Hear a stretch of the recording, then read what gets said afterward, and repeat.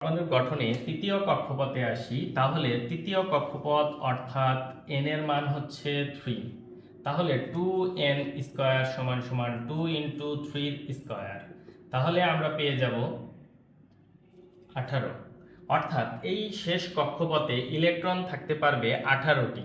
তাহলে সেই 18টি ইলেকট্রন আমরা যদি এখানে দিতে চাই এবং এই কক্ষপথটিতে পূর্ণ করতে চাই, তাহলে আমরা যদি দেখি এখানে আছে 10টি, একটি বেশি দিয়ে দিলে আমরা পেয়ে যাব হচ্ছে সোডিয়াম 11, অর্থাৎ 11টি হয়ে গেল।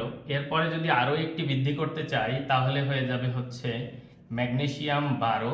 এরপরে যদি আরও একটি ইলেকট্রন দেই তাহলে হয়ে যাবে অ্যালুমিনিয়াম হচ্ছে 13।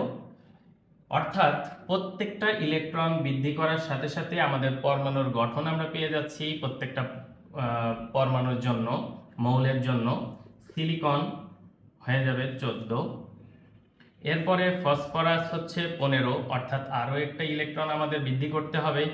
এরপরে যদি বলি সালফার 16, তাহলে আরও একটি ইলেকট্রন বৃদ্ধি করতে হবে।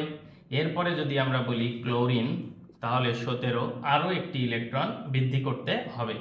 এরপরে যদি বলি আর্গন তাহলে 18, আরও একটি ইলেকট্রন বৃদ্ধি করতে হবে।